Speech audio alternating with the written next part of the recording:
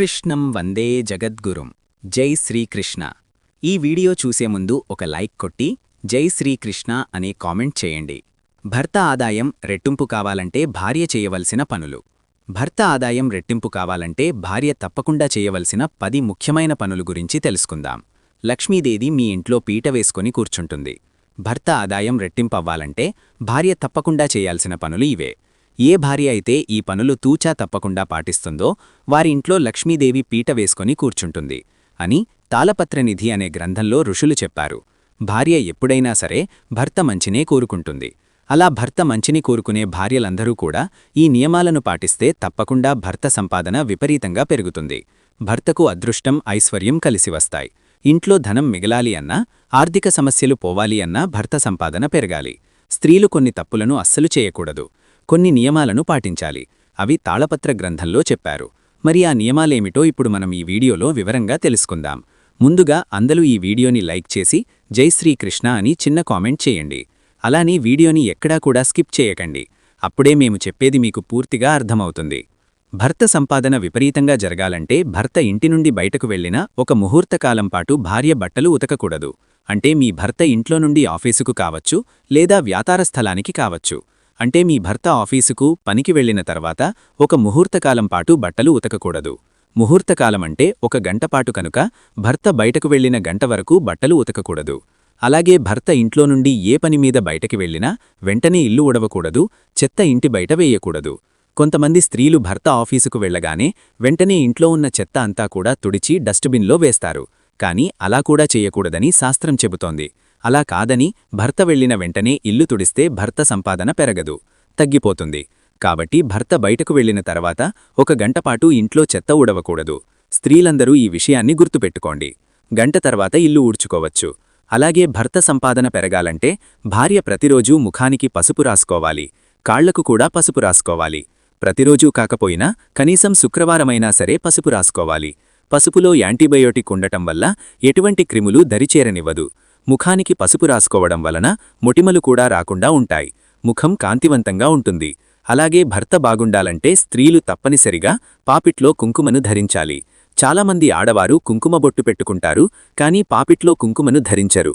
కేవలం పెద్ద ముత్తైదులు మాత్రమే పాపిట్లో కుంకుమ పెట్టుకోవాలి అనుకుంటారు. అలా అనుకోవడం తప్పు. పెళ్లైన ప్రతి స్త్రీ కూడా పాపిట్లో కుంకుమ తప్పనిసరిగా ధరించాలి. లక్ష్మీదేవి స్థానాలలో పాపిడి ఒకటి కనుక స్త్రీలు ఖచ్చితంగా కుంకుమను పాపిట్లో ధరించాలి. చాలామంది ఆడవారు కుంకుమ బొట్లు పెట్టుకుంటారు, కానీ పాపిట్లో కుంకుమను ధరించరు. కేవలం ముత్తైదులు మాత్రమే పాపిట్లో కుంకుమ పెట్టుకోవాలి అనుకుంటారు. అలా అనుకోవడం తప్పు. పెళ్లైన ప్రతి స్త్రీ కూడా పాపిట్లో కుంకుమ తప్పనిసరిగా ధరించాలి. లక్ష్మీదేవి స్థానాలలో పాపిడి ఒకటి కనుక స్త్రీలు ఖచ్చితంగా కుంకుమను పాపిట్లో ధరించాలి. అలాగే భర్త బాగుండాలంటే స్త్రీలు తప్పనిసరిగా చేతికి మట్టిగాజులు ధరించాలి. అలాగే తలలో పూలు ధరించాలి. గులాబీ పూలు, మల్లెపూలు, చామంతి పూలు, ఇలా ఏదో ఒక పువ్వులు పెట్టుకోవాలి. అలాగే భర్త బాగుండాలంటే స్త్రీలు ఎప్పుడూ మెడలో మంగళసూత్రం వేసుకోవాలి. అలాగే కాలికి మెట్లు పెట్టుకోవాలి. ఇలా పంచమంగళాలు ధరించాలి. ఇంటి క్షేమం కోరుకునే స్త్రీలు సంధ్యాకాలంలో నిద్రించకూడదు. ఉదయం 6 గంటల నుండి 7 గంటల మధ్యలో ఉండే కాలాన్ని, అలాగే సాయంత్రం 6 గంటల నుండి 7 గంటల మధ్యలో ఉండే కాలాన్ని సంధ్యాకాలమంటారు. ఈ కాలంలో పొరపాటున కూడా స్త్రీలు నిద్రించకూడదు. ఎందుకంటే స్త్రీని గృహలక్ష్మి అని పిలుస్తారు. స్త్రీలనే కాదు, ఈ సమయంలో ఎవరూ కూడా నిద్రించకూడదు. పూర్వకాలంలో చక్కగా ఉదయం 6 గంటలకు నిద్ర లేచేవారు. అందుకే వారికి ఎటువంటి ఆర్థిక సమస్యలు లేకుండా ఆనందంగా ఉండేవారు. అలాగే భర్త సంపాదన పెరగాలంటే స్త్రీలు ప్రతి శుక్రవారం రోజు లక్ష్మీదేవిని ఆరాధించాలి. ఎన్ని పనులున్నా సరే శుక్రవారం రోజు ఉదయం, సాయంత్రం 2 పూటలా లక్ష్మీదేవిని ఆరాధించండి. చక్కగా దీపంలో ఆవు నెయ్యి లేదా నువ్వుల నూనె పోసి దీపారాధన చేయండి. గులాబీ పూలు, మందార పువ్వులు, తామర పువ్వులు, చామంతి పువ్వులు, ఇలా మీకు దొరికిన పువ్వులతో అమ్మవారిని పూజించండి. ఎండు ఖర్జూరాలు అమ్మవారికి నివేదన చేయండి. ఆ తర్వాత తప్పకుండా కనకధార స్తోత్రం, శ్రీ సూక్తం చదవండి. ప్రతి శుక్రవారం మీరు కనకధార స్తోత్రం చదవడం ప్రారంభించారు అంటే అతి కొద్ది కాలంలోనే ఇంట్లోకి అష్టైశ్వర్యాలు, సకల సంపదలు నస్తాయి. ఇది పరమసత్యం. ఎవరైతే ప్రతి శుక్రవారం కనకధార స్తోత్రం చదువుతారో వాళ్లు కుబేరుడితో సారి సమానంగా తిరుగుతారని, అందరి సంపదలు పొందుతారని జగద్గురువు ఆదిశంకరాచార్యుల వారు చెప్పారు.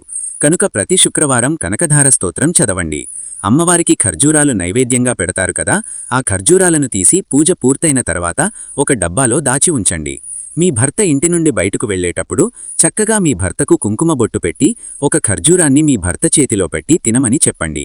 ఆయన తిన్న తర్వాత ఒక గ్లాసు మంచినీళ్లు ఇచ్చి చిరునవ్వు నవ్వుతూ క్షేమంగా వెళ్లి లాభంగా రండి అని సాగనంపండి. ఇలా చేసినట్లయితే లక్ష్మీదేవి ఎప్పుడూ కూడా ఇంట్లోనే ఉంటుంది.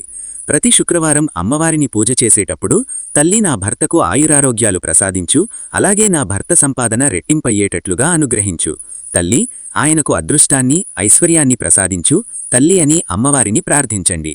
అమ్మవారు తప్పకుండా మిమ్మల్ని అనుగ్రహిస్తారు. భర్త బాగుండాలంటే భార్య చేయవలసిన పనులు ఇవే.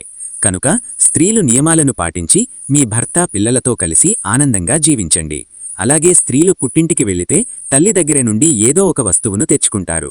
ఎంతో ప్రేమగా తల్లిదండ్రులు కూడా కూతురుకు కావలసిన వస్తువులు సమకూరుస్తూ ఉంటారు. కాని మహిళలు పుట్టింటి నుండి పొరపాటున కూడా ఈ వస్తువులను తెచ్చుకుంటే భర్తకు హాని జరుగుతుంది. అంతేకాదు అత్తారింట్లో కష్టాలు ఎదురవుతాయని పండితులు చెబుతున్నారు. కనుక ఈ వస్తువులను పుట్టింటి నుండి అస్సలు తెచ్చుకోకండి. మరి ఆ వస్తువులేమిటో ఇప్పుడు ఈ వీడియో ద్వారా మనం తెలుసుకుందాం. ఆడవారు పుట్టింటి నుండి తప్పనిసరిగా ఒక వస్తువును అత్తగారింటికి తెచ్చుకోవాలి అని శాస్త్రం చెబుతోంది. అది ఏంటంటే తల్లిదండ్రుల ప్రేమ. ఆడపిల్లలు ఎంత కావాలంటే అంత ప్రేమ ఆ తల్లిదండ్రుల దగ్గర నుండి తెచ్చుకొని అత్తమామల దగ్గర చూపించాలి. అత్తవారింటికి వెళ్లిన తర్వాత వారిని తల్లిదండ్రులలాగా భావించాలి. అత్తమామలు కూడా ఆమెను తల్లిదండ్రులలాగా భావించాలి. కన్నకూతురి కంటే ఎక్కువగా చూసుకోవాలి. కాబట్టి మహిళలు పుట్టింటి నుండి బోలెడంత ప్రేమను తెచ్చుకొని అత్తారింట్లో ఆ ప్రేమను పంచాలి. పుట్టింటి నుండి తెచ్చుకోవలసిన వాటిలో ఇది చాలా ముఖ్యమైనది. అలాగే పుట్టింటి నుండి కొన్ని వస్తువులను కూడా అత్తారింటికి తీసుకురాకూడదని శాస్త్రం చెబుతోంది. ఆడపిల్లలు పెళ్లైనప్పటినుంచి ఆ అమ్మాయి ఇంటి నుండి అత్తగారింటికి ఏదో ఒకటి తీసుకుని వెళుతూ ఉంటారు. ఎప్పుడైతే పుట్టింటికి వెళ్లిన వెంటనే కనిపించిన కొత్త వస్తువుని చూస్తే ఇది నాకోసమేనా, ఇది నాది అంటూ వస్తువులు తనకోసం తీసుకుంటూ ఉంటారు. ఇది సాధారణంగా ఆడపిల్లలకు పుట్టింటిపై ఉండే హక్కుగా భావిస్తూ ఉంటారు. అలా తీసుకుని వెళ్లే వస్తువుల్లో కిరాణా సామాన్లు, బంగారం, ఇంటి అలంకరణ వస్తువులు, తినుబంగారాలు, అమ్మ చీరలు, నగలు వంటివి ఎక్కువగా ఉంటాయి. కాని ఇలా అమ్మ ఇంటి నుండి కొన్ని వస్తువులు తీసుకువెళ్లకూడదని పెద్దలు అంటూ ఉన్నారు. మీరింతకు ముందు పుట్టింటి నుండి ఈ వస్తువులు తెచ్చుకుంటే వెంటనే వారికి తిరిగి ఇచ్చేయండి. మరి ఏ వస్తువులు తీసుకువెళ్లకూడదు ఇప్పుడు మనం తెలుసుకుందాం. దానివలన మీ పుట్టింటికి అత్తారింటికి మధ్య కలిగే ప్రభావాలను అరికట్టండి. సాధారణంగా పెళ్లైన ఆడవారు పుట్టింటికి వెళ్లి వచ్చేటప్పుడు చాలా రకాల వస్తువులను తెచ్చుకుంటూ ఉంటారు. అందులో ముఖ్యంగా కొత్త దుస్తులు, స్వీట్లు, మసాలాలు, కిరాణా సామాన్లు, కారాలు, పచ్చళ్ళు, ఇలా అమ్మగారింటి నుండి సామాన్లు వారి జ్ఞాపకంగా తెచ్చుకుంటూ ఉంటారు. అలాగే ఆడపిల్ల పుట్టింటికి వచ్చినప్పుడు ఏదైనా వస్తువు అడిగితే చాలు ఎంతో ప్రేమగా తల్లిదండ్రులు ఆ వస్తువులను ఇచ్చేస్తూ ఉంటారు. అంతేకాకుండా పుట్టింటి నుండి తీసుకుని ప్రతీ చిన్న వస్తువు మీద ఆడపిల్లలకు ఎంతో మమకారముంటుంది. పుట్టింటికి ఆడపిల్లకు ఉన్న సంబంధం విడదీయరానిది. అయితే పుట్టింటి నుండి తెచ్చుకోకూడని వస్తువుల్లో మొదటిది పదునుగా ఉండే వస్తువులు. కత్తెరలు, కత్తులు, చాకులు, సూదులు, కత్తిపీటలాంటి వస్తువులను ఎప్పుడూ కూడా పుట్టింటి నుండి తెచ్చుకోకూడదు. అలా తెచ్చుకుంటే భర్తకు శాంతి ఉండదు. అంతేకాదు పుట్టింటి నుండి మెట్టినింటికి మధ్య విభేదాలు ఏర్పడతాయి. చిన్న విషయాలు కూడా పెద్ద గొడవగా మారి సలహాలు ఏర్పడతాయి. కాబట్టి పదునుగా ఉండే వస్తువులను, ఇనుపు వస్తువులను పుట్టింటి నుండి ఆడవారు అస్సలు తెచ్చుకోకూడదు. పలుగు, గొడ్డలి ఇలాంటి వస్తువులు కూడా ఎట్టి పరిస్థితుల్లోనూ పుట్టింటి నుండి అత్తవారింటికి ఆడపిల్లలు అస్సలు తీసుకువెళ్లకూడదు.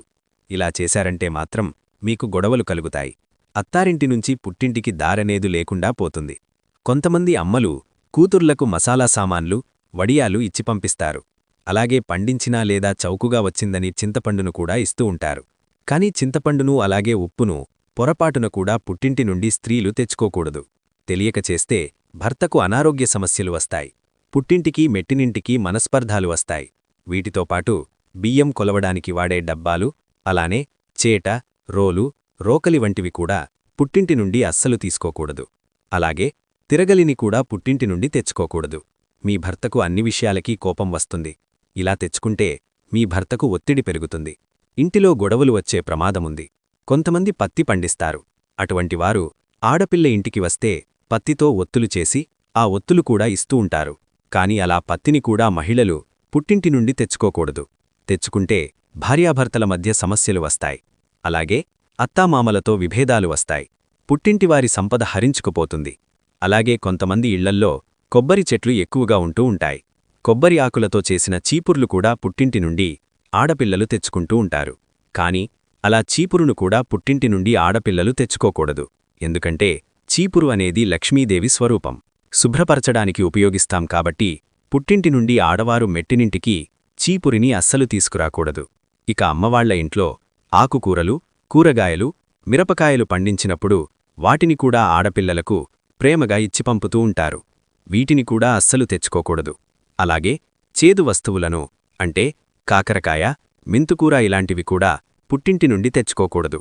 అలాగే కారం పచ్చళ్ళు లాంటివి కూడా తెచ్చుకోకూడదు. సాధారణంగా పుట్టింటివారింట్లో పండినవే కదా, ఎలాగో ఫ్రీగానే కదా పండిస్తూ ఉన్నామని ఎంతో ప్రేమగా ఇస్తారు. అయినా కూడా ఈ వస్తువులు పుట్టింటి నుండి తెచ్చుకోకూడదు. తెచ్చుకుంటే పుట్టింటికి అత్తారింటికి అస్సలు మంచిది కాదు. పుట్టింటి నీళ్లు చల్లగా ఉంటేనే కదా మీరు మెట్టినింట్లో హాయిగా ఉండగలుగుతారు. కాబట్టి మేము చెప్పిన ఈ వస్తువులను పుట్టింటి నుండి అస్సలు తెచ్చుకోకూడదు. పుట్టింట్లో పూజగదిలో ఉండే సామాన్లు ఉంటాయి కదా, అంటే దీపం, కుందులు, గంట, హారతి, పలెవు ఇలాంటి సామాన్లు కూడా మెట్టినింటికి తీసుకురాకూడదు. ఇలా తెచ్చుకుంటే మీ పుట్టింట్లో లక్ష్మీదేవి అనేది ఉండదు, మీతో పాటు వెళ్ళిపోతుంది. కాబట్టి పుట్టింటి నుండి ఈ వస్తువులను తెచ్చుకోకుండా ఉంటేనే మంచిది. చూశారు కదా ఈ వీడియోని. ఈ వీడియో గనక మీకు నచ్చినట్లయితే లైక్ చేయండి, షేర్ చేయండి, సబ్స్క్రైబ్ చేసుకోండి. Thank you for watching. Survey జనా సుఖినో భవంతు.